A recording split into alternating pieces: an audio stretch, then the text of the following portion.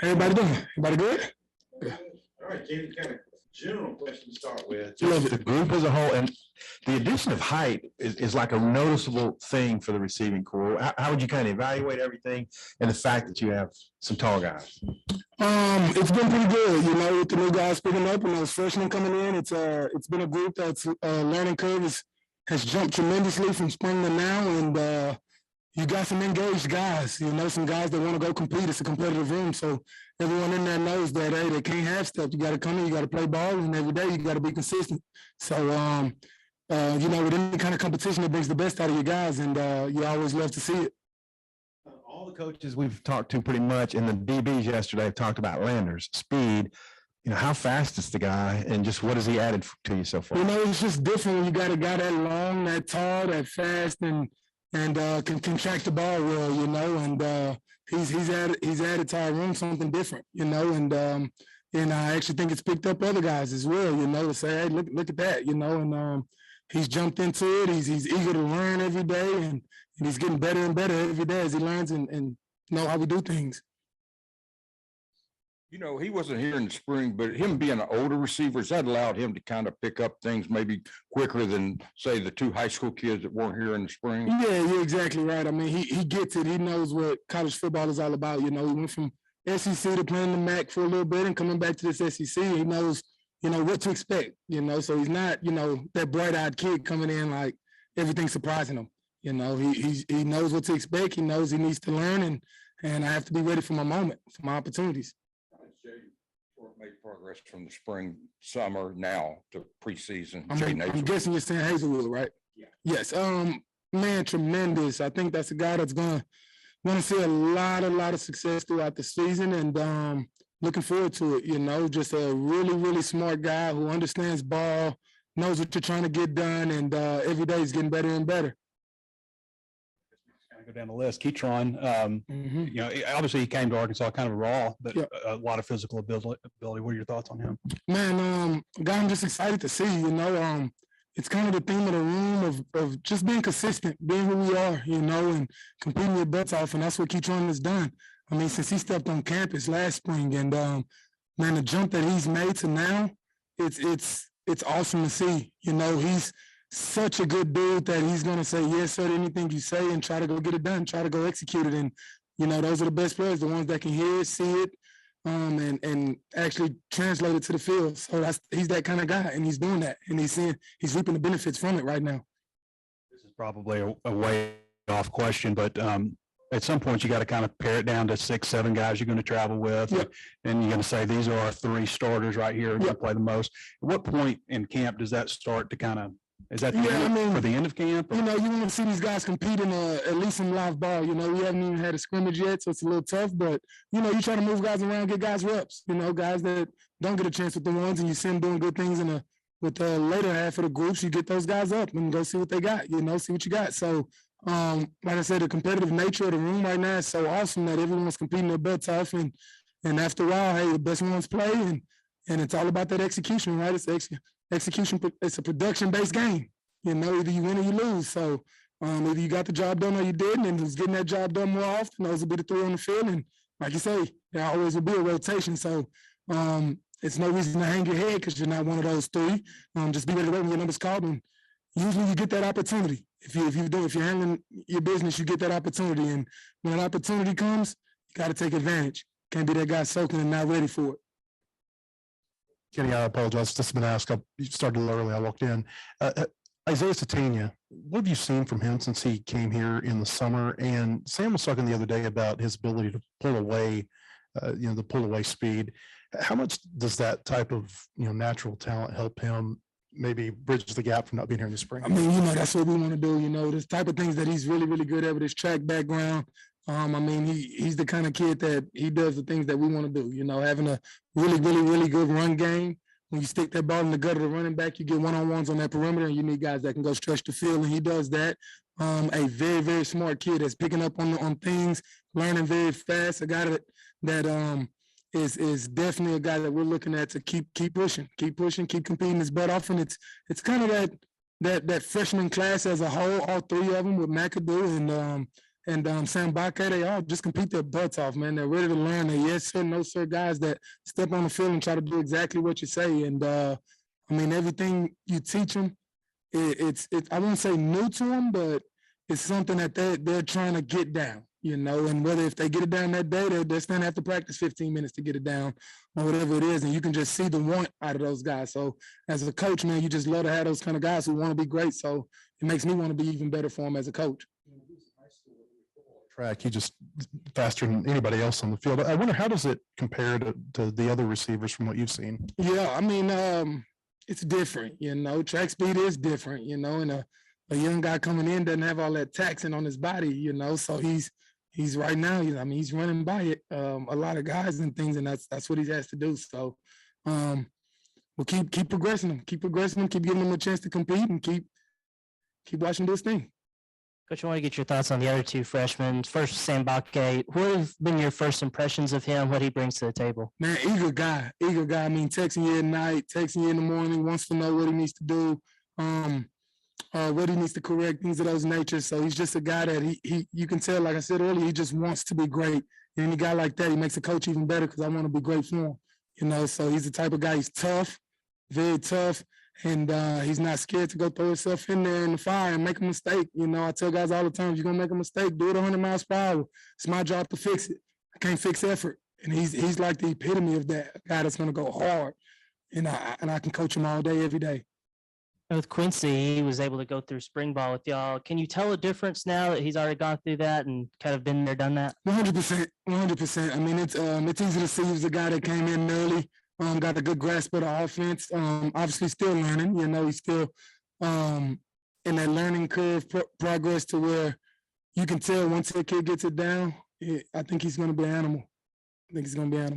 Coach, I want to go back to Sam Bakke for a second. Saw him today at practice. He made a nice catch on a 50-50 ball. Yeah. Kind of what role do you see him having? I know he's just a freshman, but Yeah. it seems like, you know, he looked really comfortable doing something like that. Yeah.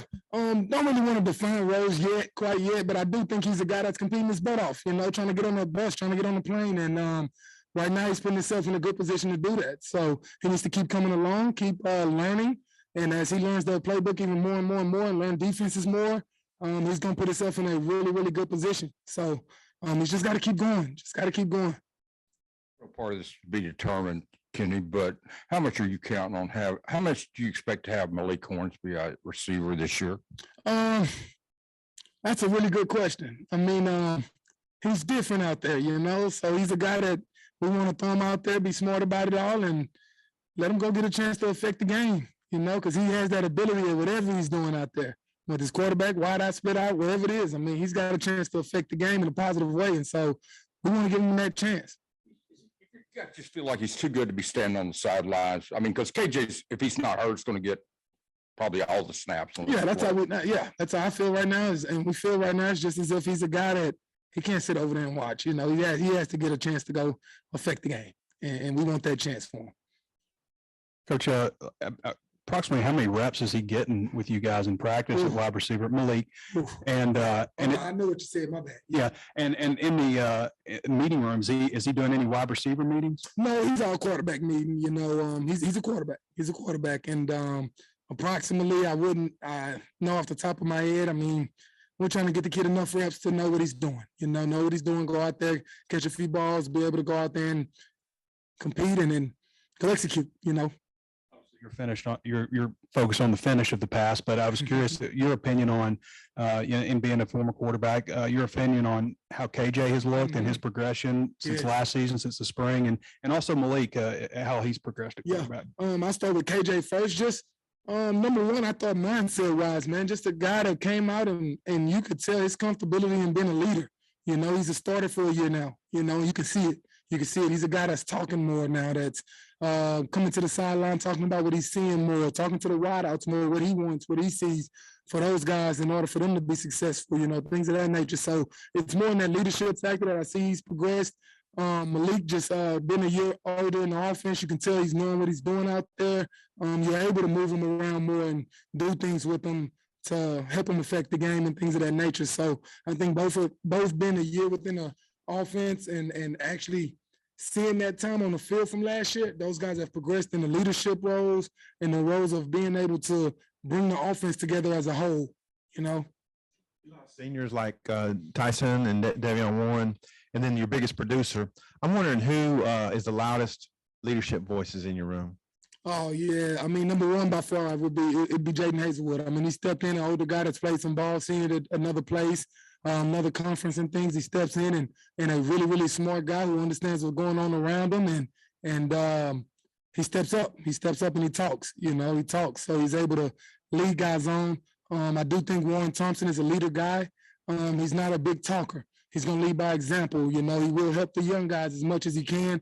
He's not a raw guy. You know, he's not that, but he is a guy that's going to go out there and lead by example, show guys how it's done. So I'm very proud of where he's at right now. A couple of days ago, we were leaving the field, and you might see this kind of stuff all the time. But we were leaving the field, and Hazelwood made a catch beyond Catalan with one hand like this. Have you seen anything more like that? Or well, that's what I told him. I'm sorry. That's what I told him he has to be. You know, he's that guy. He's that guy that when we give you a chance, man, you go make the play. You know, it's not almost, it's not 50-50. It's not anything of that nature. It's, hey, it's my ball in the air. And that's who you got to be. And he takes it on full force. He wants it.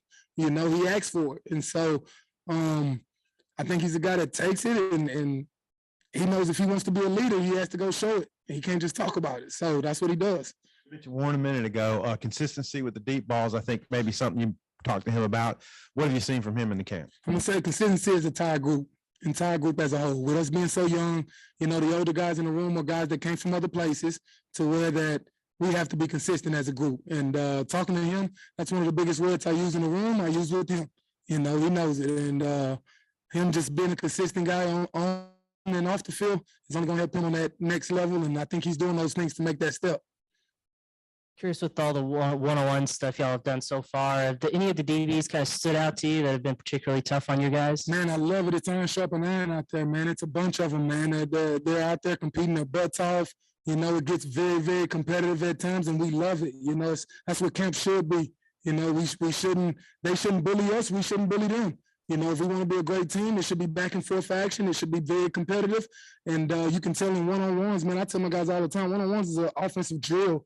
And it's contested stuff every single time. When that ball's in the air, it's contested. And that's how you know you're playing against a really, really, really good defense. I mean, I don't want to point out one or two of them because there's so many of them, man, and they're competing their butts off. Coach Bowman and Coach Odom got those guys working, and it's only making us better. And I make sure to mention it to them every day. Every rep, I want to make sure those guys know, like, hey, we want to bring it, and I want y'all bringing it, and thank y'all. Y'all are making us better. So when y'all see something happen on Saturday, know that was because of you. Going on Thursday. I'm wondering what you think about the physicality component for your group. Yes, I mean it's you never seen a football game won without physicality, you know. So it's something that I preach on that perimeter with our run game. I mean that back's not getting touched to 5 to 8 yards downfield, and so now we make the touchdown blocks. And so in order for that to happen, you got to bring a certain level of physicality to the game. You know, you don't go out and see how somebody else is bringing it and match theirs. You make someone match yours. You know, and so that's the mentality we want. That's the mentality we bring. I'm happy that the leadership we got in the room, they keep that going. You know, they keep it going. They make sure that every day they know we set the tone. Talking about physicality, saw you guys had a wide receiver screen set up where you had 2 receivers blocking for the one guy who catches it. I mean, how much of an emphasis do you put on blocking there, and especially, you know, on those screens when you got to have those guys out there blocking? Exactly. I mean, a bunch. I put a bunch of emphasis on it for the simple fact of, you know, how good our run game is. You know, it's awesome. So, you know, as a wideout, you want a great running game. You got a great running game, you're getting one-on-ones on the perimeter. And that's what every wideout should ask for, you know. And so I feel like if whatever we're stressing, whatever we're emphasizing, we got such good guys, they're going to go out there and they're going to do exactly what we're asking them to do. And so I'm emphasizing it as much as I can. With our run game, those things on the perimeter are big for us because we throw it out there. We might get light numbers out there. If we can make one miss, it should be a big one. Thank you. I appreciate y'all.